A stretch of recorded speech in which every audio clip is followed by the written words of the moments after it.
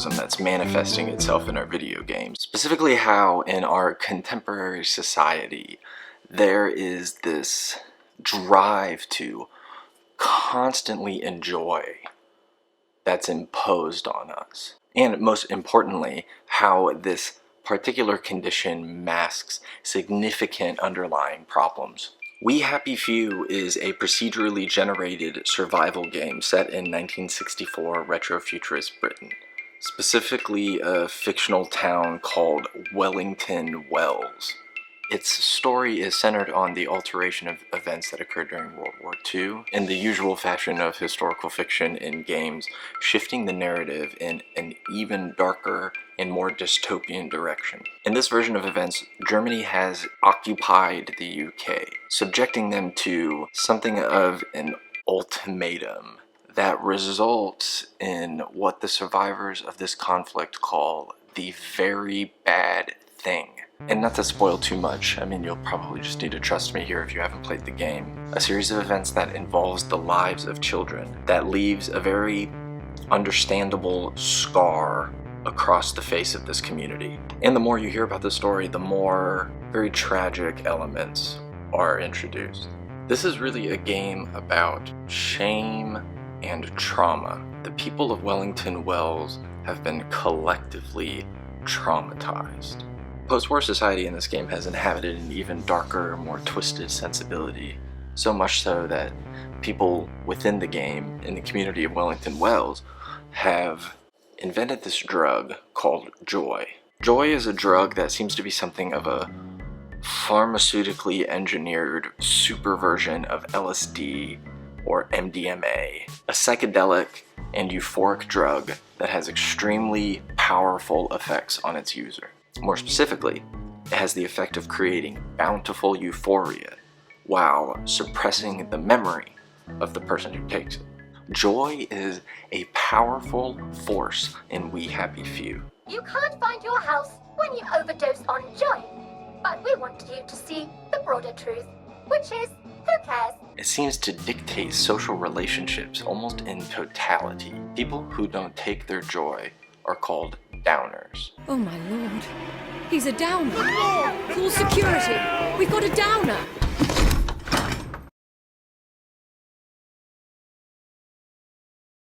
The social pressure to inform on downers means that you are, in this world, in many ways, strongly compelled to take your joy.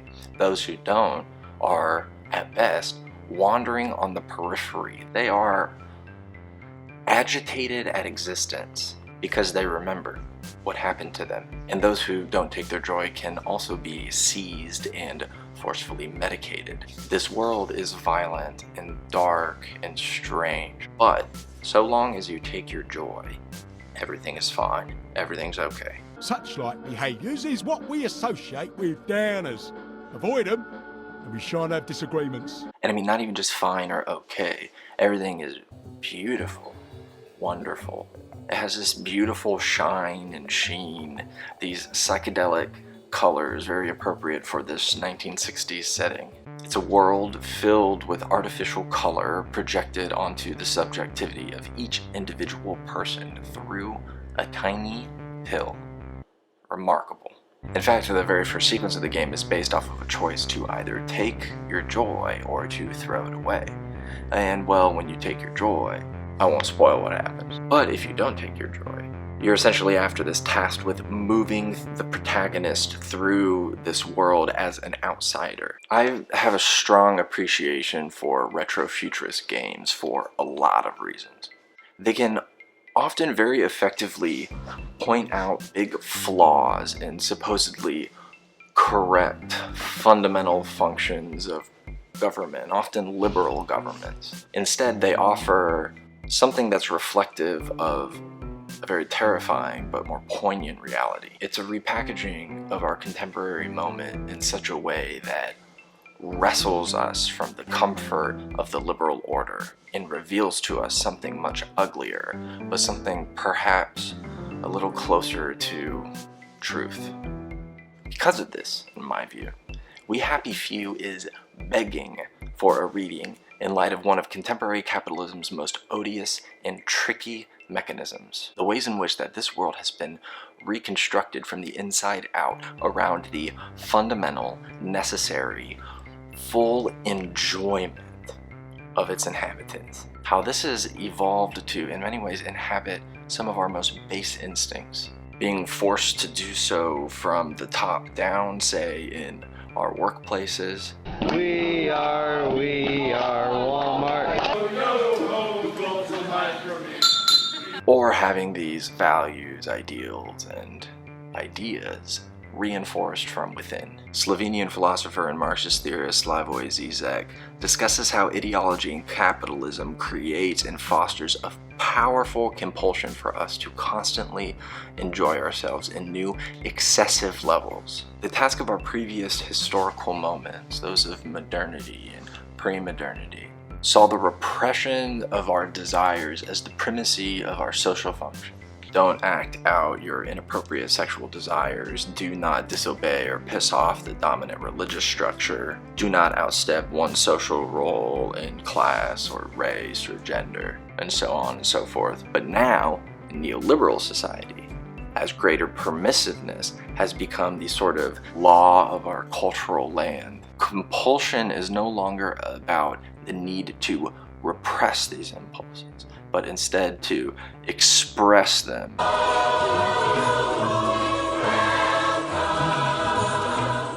Be happy buying your next car at Autoline Pre-Owned. Most parents would never think of taking their 4-year-old car shopping, especially when you promise to take them fishing on your day off.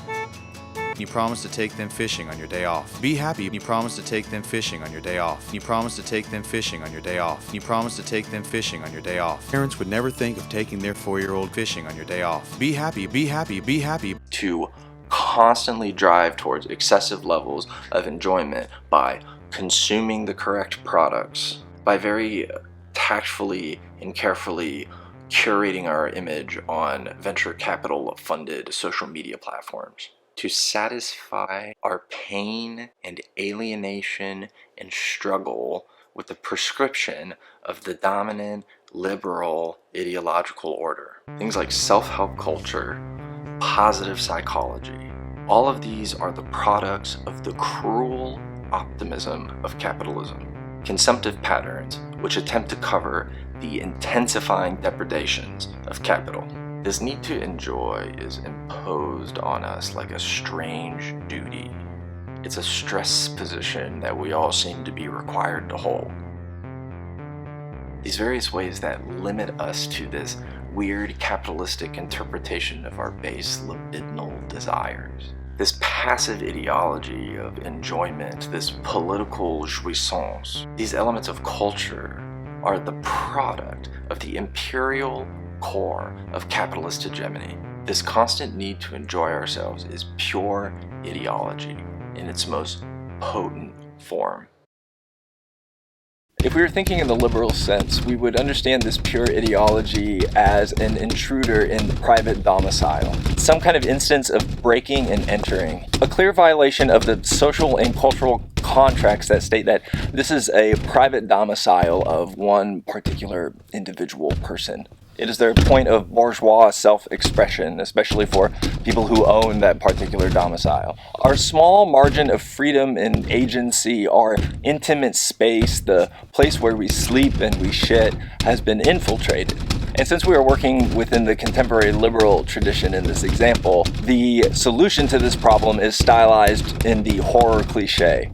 We hide from the ideology in such a way that maybe conceals us, but we don't actually do anything to change our circumstances. Especially when you're not on the ground floor of your apartment building. While I actually think this liberal example is very useful, when we peer outside of the liberal domicile, we can see that the true form of this ideology is actually much harder to describe.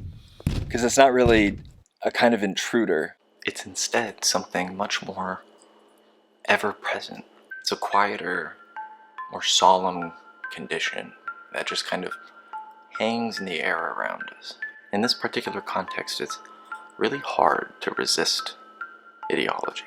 We can instead only mask it with various hues that do much to cast a bright light with very little to actually change fundamental conditions. Slavoj Žižek describes this excessive pleasure as bound to the ways in which people perform ideology. How, in spite of the knowledge that we are surrounded by absolute neoliberal bullshit, we end up embodying these gestures and taking our joy. We recast ourselves in the shape of its image, and we, in a lot of ways, end up encouraging others to do the same. In the parallax view, Žižek uses one of the all-time great short stories, Herman Melville's Bartleby the Scrivener, to describe an example of someone moving outside of the dominant constructions of ideology. The story, in short, is about a conflict between an employer and his employee, Bartleby, who, after being a generally productive and, well-behaved and good, upstanding employee, all of a sudden starts behaving very differently. One day he starts to respond to all of the tasks requested of him with a very distinct and memorable phrase: "I would prefer not to." Bartleby has opted out of participation in some very key ways. And, like the socially outcasted downers of We Happy Few, we have something to learn from him. When we refuse to comply with the dominant ideology, when we announce our preference not to, we enact what Žižek describes as a politics of negation. Bartleby is representing reconstruction of the subject under capitalism. He is the person we should become, because if we did so, we wouldn't just be playing along to try and inform some particular structural change from within, crossing our fingers while we do so. But what we do is we illustrate that we would prefer something else entirely, that we prefer, perhaps, a new configuration of society. In the Hegelian sense, they are giving body to this negativity. We have to begin imagining Bartleby and the downers of We Happy Few in positions of power, if we are even going to start to dig ourselves out of the economic mess that we've been put in. Meaning, the solutions to our problems in capitalism may fall outside of the accepted idea of good behavior. They may make people in our lives uncomfortable, nervous, upset, perturbed. It's a very beautiful, powerful thing.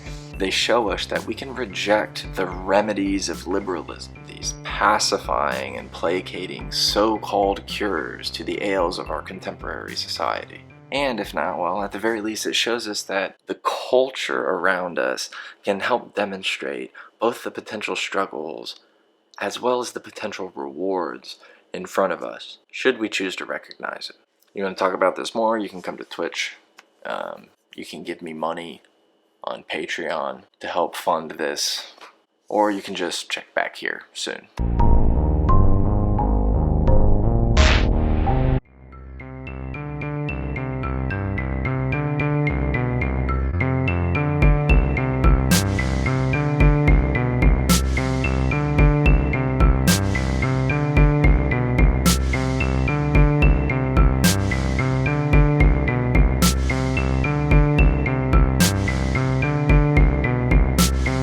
I look like Slowpoke from Pokemon.